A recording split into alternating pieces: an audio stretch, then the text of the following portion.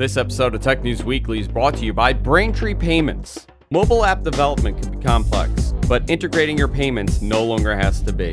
With Braintree, your business can accept nearly every type of payment from any device with just one integration. Learn more, go to braintreepayments.com/TNW. Starting Tech News Weekly in 3, 2, 1.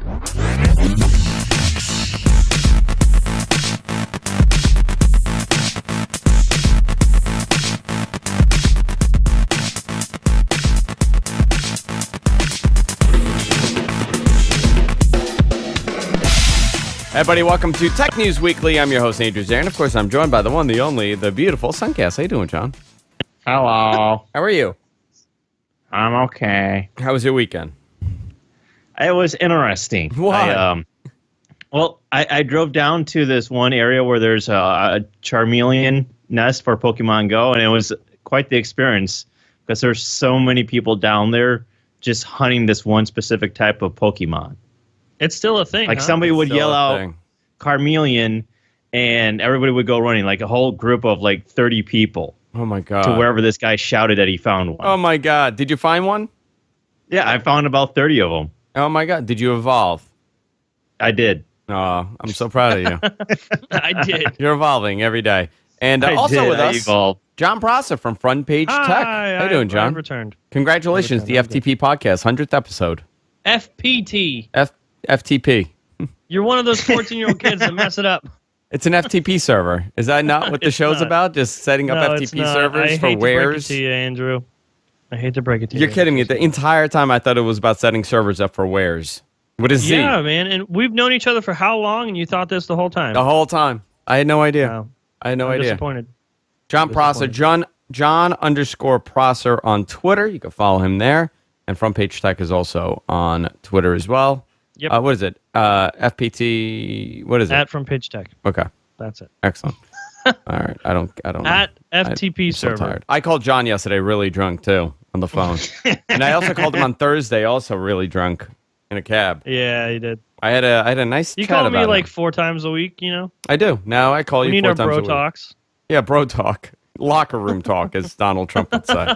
Right. Guys, a lot to talk about, and we're doing a show on Monday today because I'm traveling to California this week, and I wanted to guarantee that we discuss Look this. at you, world traveler. Yeah, I was in Boston. I'm in California this week.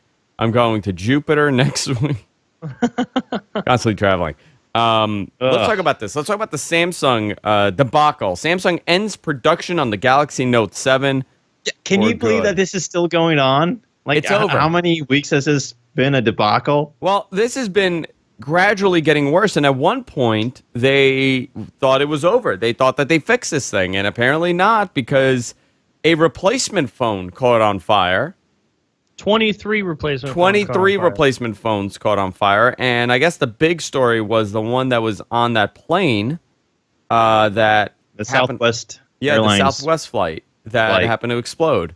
The phone caught on fire. So, John, Suncast, go into this as to what is going on here. Why did this become such a big problem? What do we understand? I mean, you and I, and I've spoken to a couple other people about what kind of is the idea as to why this is happening.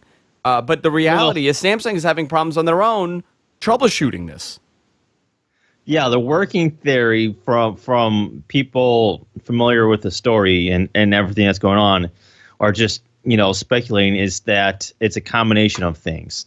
One of which is the fact that they have this battery, and it's a combination of things. And one of it is the battery it used to be a 3,000 milliamp battery, and they've increased the capacity to 3,500 milliamps, but they didn't change the battery size. So now it's just it's not able to hold that charge when you're doing a quick charge. So the combination of the increase in capacity and the battery just not able to contain that charge when you do a quick charge, that's the working theory from people that are speculating about what is causing this. However, Samsung's own engineers, and they've got like 100 people that they said are working on this issue, can't come up with any problems on their own in internal testing. Yeah. John Prosser, what's your take on this? To me, this is just super sad.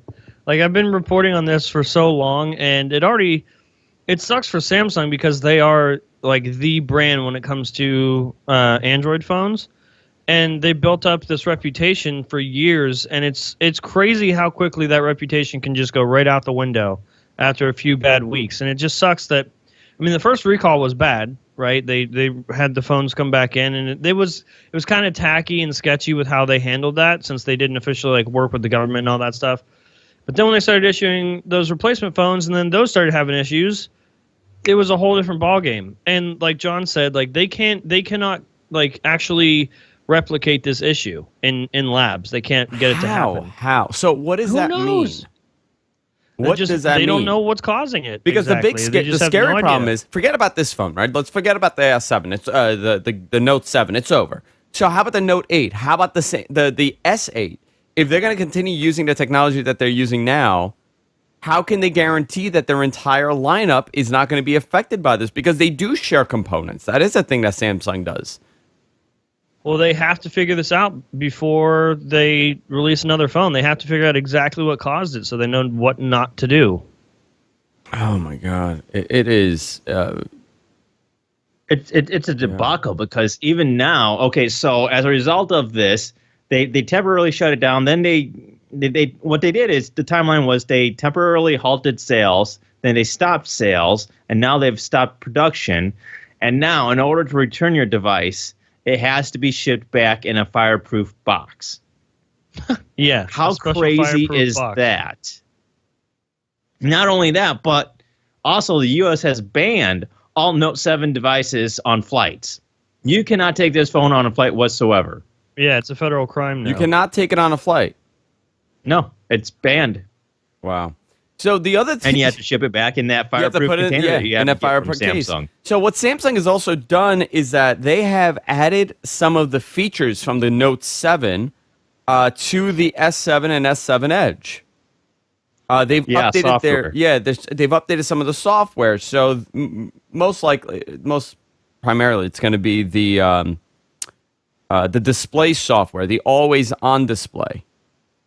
That's going to be the thing that they change. They're slowly saying that it's going to, they're going to slowly bring it over. But essentially, you're going to get more options as far as, the layout of. I'm looking at mine right now. Actually, I just saw that I have an update here. You could kind of change the way that this looks, and the way that the update. You don't have the Note 7, do you? I have the S7 Edge. Okay. I have the S7 Edge. I don't have the Note 7, so I don't know what the difference is actually from mine in this one. It's interesting. I got to play around with this, but they're bringing some of the features here, and I guess this is the replacement phone, right? This is what they're telling people to get. Well, it's the closest thing from Samsung to the Note 7. But if you really think about it, it is not a suitable replacement. It's a very different phone. Yeah, they're kind of close, but it is a very different phone. Yeah. And this is not good for them. I'm a little concerned. It's rumored that it's going to cost Samsung about $2.3 billion. Well, I read a lot of money. I also read upwards to $3 billion. So yeah, I mean, nobody knows the exact number, but it's between $2 and $3 billion. And then you also have the environmental impact of what are you going to do with all those millions of devices? You know what Paul Thurrott was saying? He was saying, well, apparently there's going to be a factory that these things are being stored in. Right? What a mistake. So can you imagine you're shipping every single one of these in these fireproof boxes to Samsung at some warehouse, and God forbid one catches on fire and it continues and it ignites? I mean, it's crazy to think about how this one phone has impacted this company so much, but I'm not really concerned for this phone. I'm concerned for the future of Samsung devices. Well, yeah, okay, so right now it's going to cost them $3 billion, but that doesn't even account for next year. They're not going to sell as many phones as they want to. This is going to be over their head for at least a couple years. Yeah. We'll see what happens. This is going to be an interesting story that's going to continue on. Okay, here's a question, Andrew. Yeah.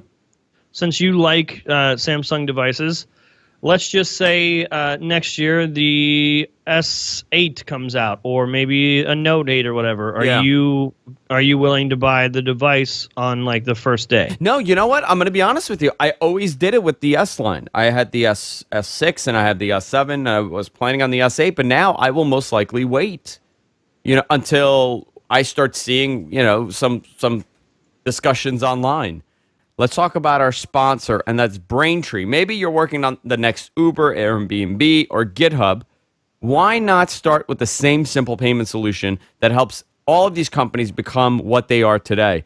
Braintree makes a phenomenal mobile payment solution that makes it fast, easy, and seamless. It's almost magical.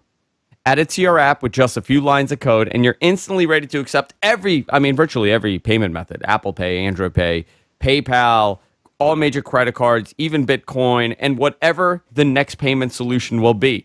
We see all these things pop up. We're hearing Samsung Pay, and almost every company wants to take a payment, have their own payment solution, and Braintree is totally customizable. So that means when there's a new payment solution, be sure that they'll be willing to accept it. Braintree also gives you full stack payments.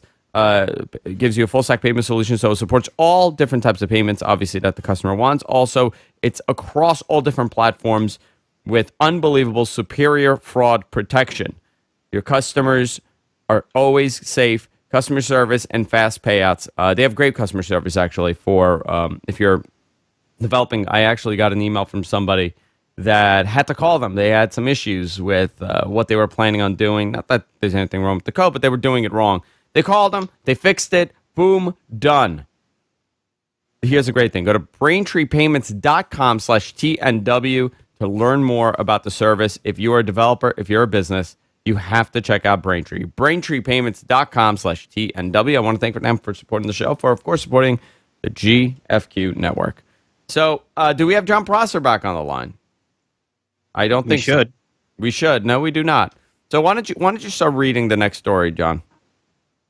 So Amazon's long-rumored streaming music service is finally here. This is something that we've heard about for several months now, since probably the beginning of January of this year. We heard that Amazon was looking at doing some sort of streaming competitor to, Apple Music and Spotify. They officially have launched it now. It's called Amazon Music Unlimited, and subscriptions in the U.S. start at $3.99 per month for users who own the Amazon Echo device. And from there, it moves up to $7.99 per month if you're an Amazon Prime customer. And if you're just neither one of those things and you just want to outright get a subscription to Amazon Music Unlimited, it's $9.99 per month, which matches the same price as everybody else.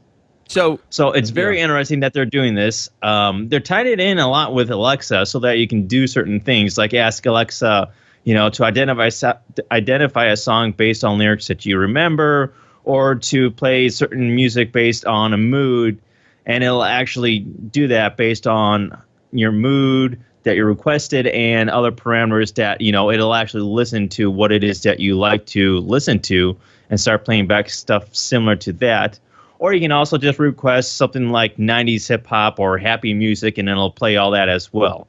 So this is very, very interesting that they have these tiered plans for Amazon Music Unlimited, where you get a little bit of a discount if you're an Amazon Prime customer, and if you're just wanting it on your Echo, and it's only for the Echo at $3.99. So that's the only device that you can actually play Amazon Music Unlimited on for $3.99. So I have an Amazon TV, Amazon Fire TV. Can I play it on that? I don't know if you can. You definitely wouldn't be doing it for $3.99 because that's the Echo exclusive price. So you could I like this because I hosted brunch at my house on Saturday, and I literally went searching for brunch music.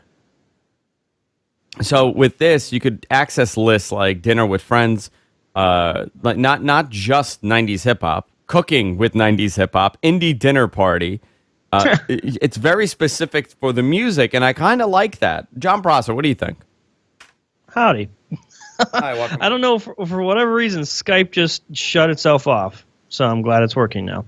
But for Amazon Music Unlimited, I really, really like it. I would say that as long as the libraries are somewhat similar to what we would expect with Spotify or Pandora or whatever, or more so like Google Play Music, then I think it's definitely worth the price. I see a lot of people complaining, at least on my show, that it's disappointing to them that they have to still pay if they're an Amazon Prime member. Yeah, and I kind of it's understand. not the same. But I would say that like the only thing that, for instance, Spotify has over this so far that I can see is just the discoverability options. That's it for Spotify. So like I said, as long as they have a similar library, I think this is a really great option. Yeah, I think the library is pretty similar across the board. I really, really like the fact that you could access libraries, access lists that are very specific. Like music for dinner party or happy music or dinner with friends or cooking with 90s hip hop. You know, I like that they've kind of, it's very specific compared to just 90s hip hop. I would be interested if John were to actually do a review of this, because I know that John has actually done a month-long review of Google Music compared to Spotify. Yeah. So it would be interesting if you were to actually do a month-long review of Amazon Music Unlimited to kind of compare the three. Done. Consider done. I'll Wonderful. do it. Because it looks great. The app looks great. Again, as long as like the library is kind of similar, I'd probably use it. Excellent. See, I'm not in the same boat because I'm very much into that discoverability part of Spotify, and that's I do too. literally my favorite thing about Spotify is being able to discover new music. I love Release Radar and I love Discover Weekly. Just having that constant new music, Finding new music. of similar stuff that I like to listen to, given to me on a weekly basis is just awesome. You know, I always compare this to the Reddit front. I like discovering new content. I like discovering new things. I like learning new things. So something like the Reddit front page is more appealing than going only to subgroups and just hanging around, topics that I really like. I want to hear other opinions. Same as discovering music. I want to kind of go beyond my taste in music. I want to find new things. Right. That's why Spotify, for me, too, it's great. This is interesting. I'm curious how this is going to play out. I've seen the Echo, people use the Echo with music. Majority of people that I know just use it for music. So this is just another perk for them, really, if they want to ditch out the $3.99. So I see it. Suncast, go into another story. So this is another interesting move that Verizon has made. They're introducing what they're calling Pop Data, a 30 and 60-minute all-you-can-stream LTE session for $2 and $3. So here's how it works. Basically, if you need unlimited data for a certain amount of time, either 30 or 60 minutes, you can pay $2 for a 30-minute session or $3 for a 60-minute session of unlimited data. Now, this unlimited data does not count against your current data plan. It's just unlimited data for either 30 minutes or 60 minutes, depending on whichever session that you decided to choose on, which is kind of interesting. So let's say that you needed to do a large download for some sort of presentation and you're just mobile and you don't want to burn through all of your data that you have on your plan. Let's say you have 4 gigabytes, but it's probably a 2 gigabyte file that you need to download. So for 30 minutes, you could have unlimited download for $2. And they're calling this Pop Data, which is very interesting that they're doing this. Is this only download, not upload? It's just unlimited data, period. Unlimited data. For those specific times. Yeah, so here's a great example. Let's say we're doing a live event and I'm on location and I need to use 4G to connect back to the studio because I don't have a wired line coming in. This is a great example. However, this does not work with hotspots.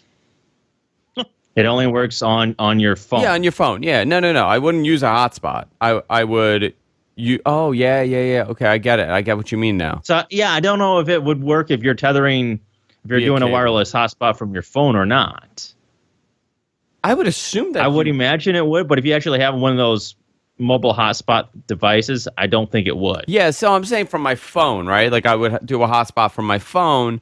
Yes. Pay $3, stream for the hour or so, and it wouldn't have an impact on my data. This is actually great. I'm just trying to think what other scenarios this would be good in. John Prosser, what do you think? I made a couple jokes on my show when I talked about it that, like, I don't know if you're planning on watching a bunch of YouTube videos within 30 minutes or you're planning on downloading a lot of porn within 30 minutes. This is Yeah.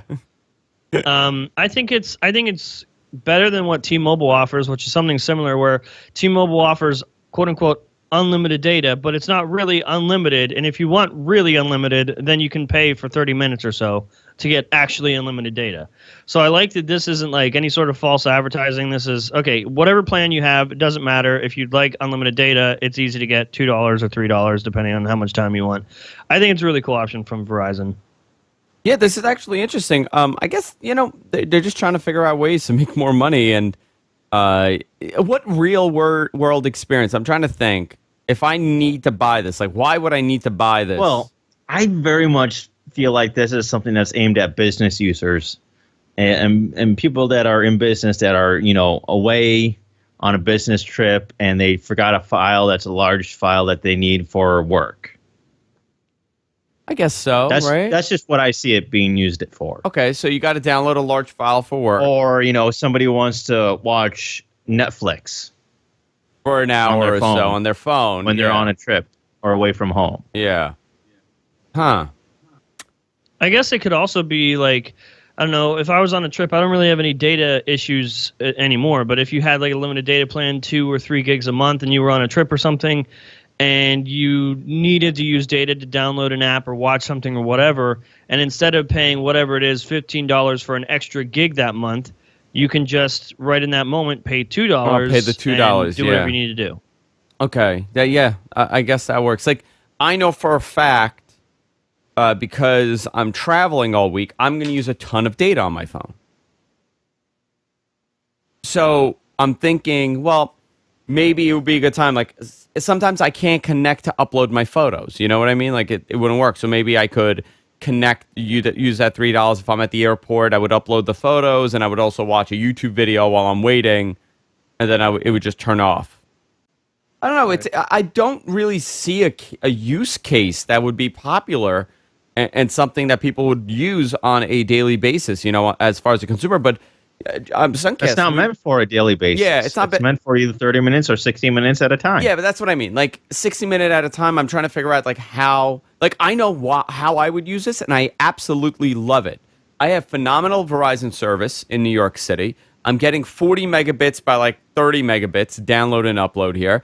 I would 100% use this for streaming back to the studio if we're doing anything on location. I don't have to worry about bringing in a line or if their internet isn't good. And we've done this in the past. We did a show from CBS, and it was a problem. We couldn't connect to Skype via their network. So I brought up my phone, I hotspotted it, and I was streaming right to the studio like that. For us, this is awesome. I just don't know if, an average person is going to use this. I see if the average person knows that this exists. Or if they know that it exists. Yeah. Or that too. Suncast going to another story. So Microsoft is holding a Windows 10 event on October 26th. Yes, they are. And they announced that they're going to hold this in New York City at 10 a.m. The company didn't get into any specifics on the invite or social media posts, but it's basically their yearly update timeline for new Surface Pros, but we really have no idea what Microsoft plans to do at this event. Maybe someone does. I will be at this event, actually. Oh, yeah? Yeah, possibly. Looking for free stuff? Waiting for free stuff. Yeah, that's what I want to go. Yeah, we've heard new Surface Pro. We've heard new Surface Pros. We've heard a lot of things, but like nothing's ruled out and nothing's really ruled in. How about a Surface All-in-One? No. Okay. You want to bet money on it? No. Okay. John Pross, you want to bet some money on it?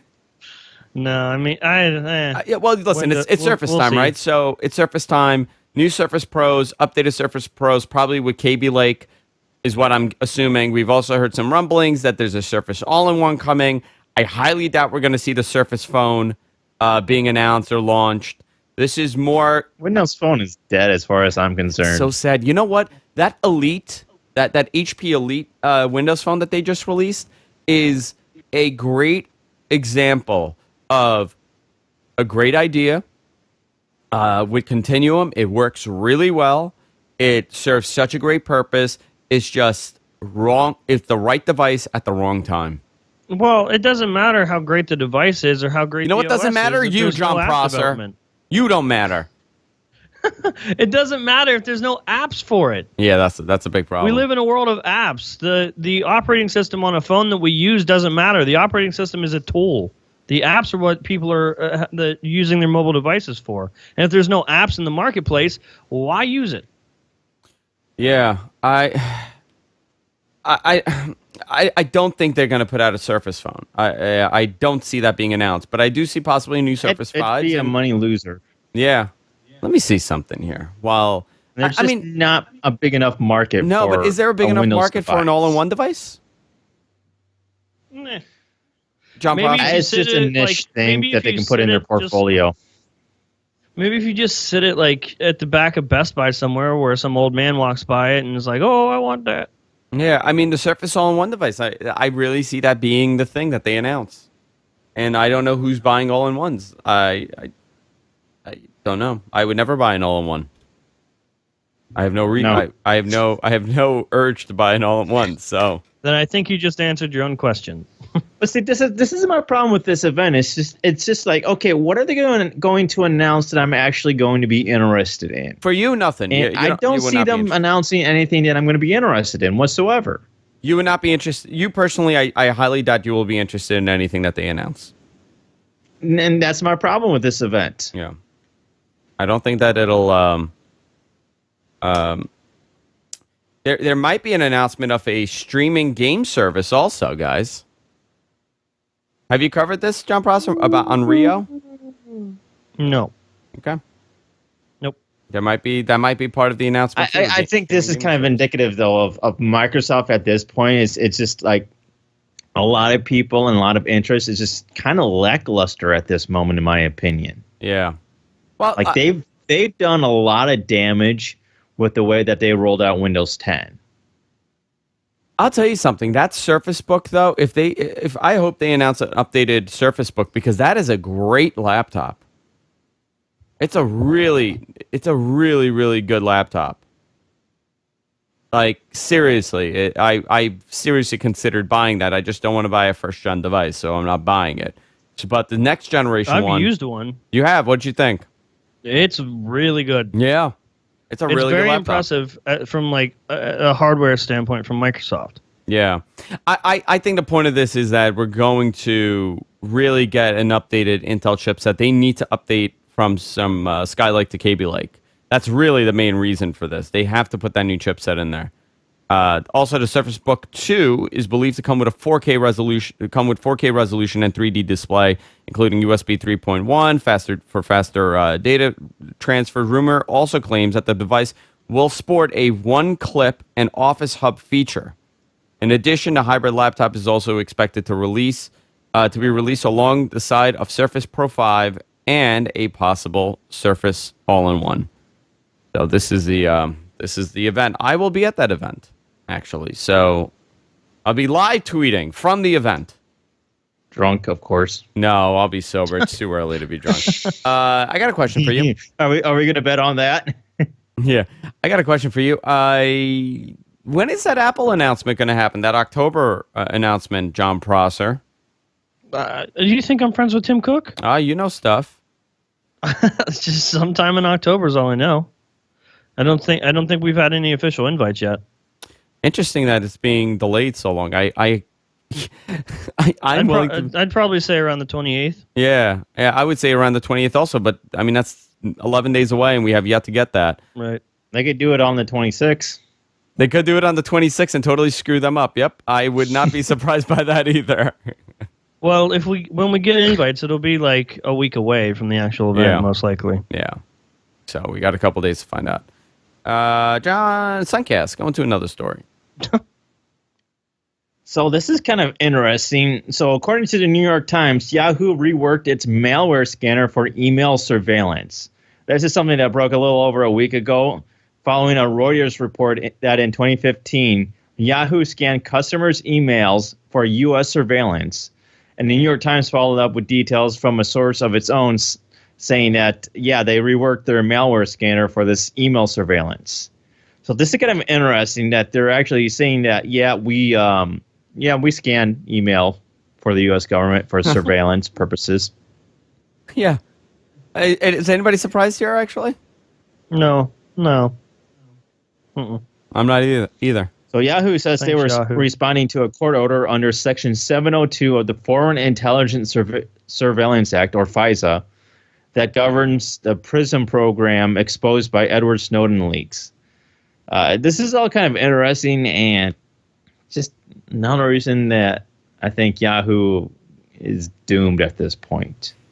Yeah, it's amazing that they're still relevant. Isn't that amazing? And I think Yahoo made another boneheaded mistake in this, in that once the story broke, a lot of people were looking to get out of Yahoo email, and Yahoo was like, "Oh no, you're not doing that," and it shut off its email forwarding service that people were using to forward emails after they left. Yeah. So they got caught doing that and said, "Oh, we're sorry, we'll turn it back on." And it's like, really, Yahoo? I got a Really? question. Do you This know is at a really bad time for it too, because Verizon was thinking about acquiring them, Yeah. Well, Verizon. and then they had a bunch of they had that big data breach, and now the whole email thing, and they're not going to be worth much. Hey, so I got a question. Who the hell uses Yahoo email still? No one I know. Apparently, as people do. I mean, I guess it's like legacy use, old people. Like I know I hope someone. no one that Okay, knows I'll give you about an the example. Google. Dave Meltzer, John Prosser, Dave Meltzer.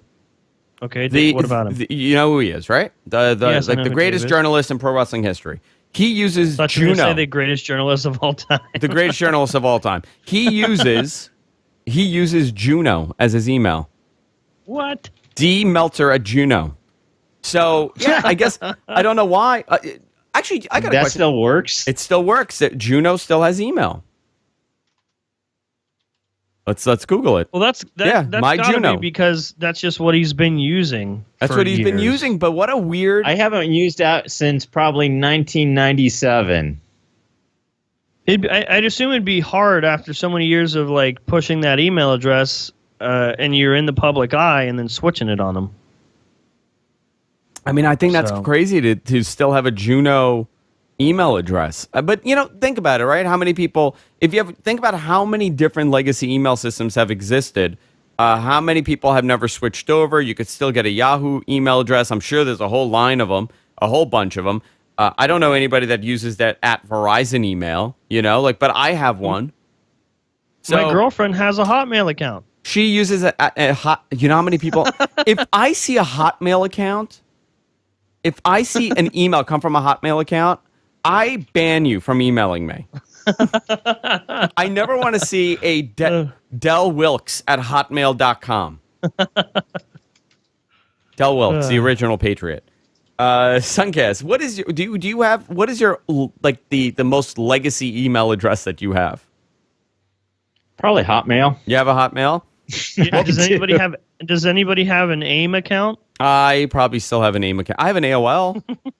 Right. I have my. That's not as embarrassing. No, I have an at AOL because I had AOL.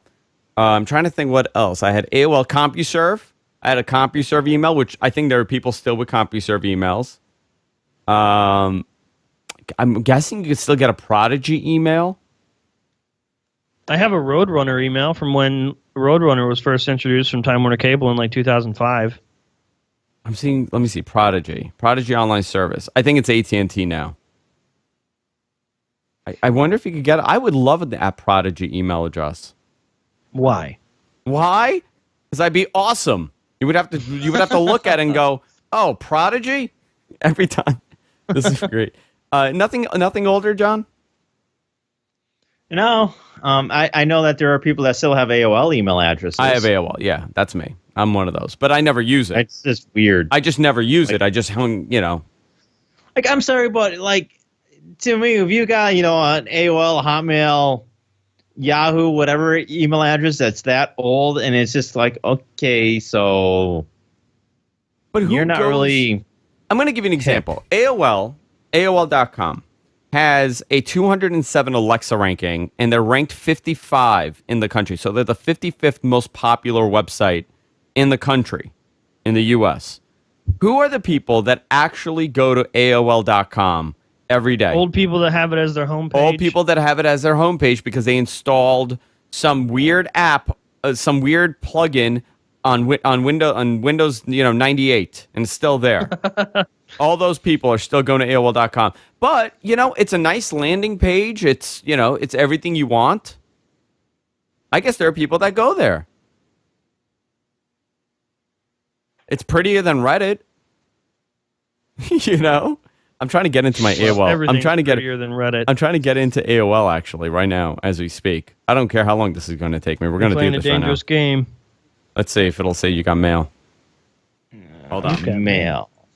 Can I sign in? Glad you're back. Where's the sign in button? It did say it. Did you hear it? It said it. Yeah. It says, we're glad to see you back in AOL Mail. It looks like you haven't logged in for more than 180 days. So we had to freeze and purge your account due to inactivity, which means you're returning to an empty inbox. Unfortunately, there's no way to retrieve the email once it's been purged. You son of a bitch. Oh, yeah, I just signed into mine. Did it? And I've got the same message. That's amazing. Wow, there's still people on AIM right now. They're logged into AIM. Embarrassing. I'm going to write something to someone. F off. Tell them they should feel bad for turd. themselves. I wrote F off, turd. Turd. All right, I just sent someone an email, a message. Let's see if it'll come up. Wow, this is crazy. There's still people on AIM. Wow. Wow. All right, guys. Guys, so let's wrap it up for today. Everything John Prosser. Where can people find you, John? At John_Prosser on Twitter, frontpagetech.net, youtube.com/frontpagetech, or at frontpagetech on Twitter. So I did get a response, by the way. My friend responded me. He said, ouch. Why are you still on AIM? What year is this? They should have purged all your friends. They should have purged all my friends. Yeah, I'm going to harass them all now. Suncast, anything coming up? I'm thinking here. Halloween. Happy Halloween. One of my favorite times of the year. But yeah, no, not really. You can follow me on Twitter at Suncast, SUNKAST. Very cool. Very cool. Very cool. That Twitter. Guys, I'm going to continue aiming people now. I just sent Suncast a name. Just now. I wrote hi. he sent me an obscenity just now. That's what life has become. Guys, go to our website. I sent a dick pic. You did. You guys go to our website, gfqnetwork.com. You can find us there. We're everywhere podcasts are available. We'll see you all next week. Bye-bye for now.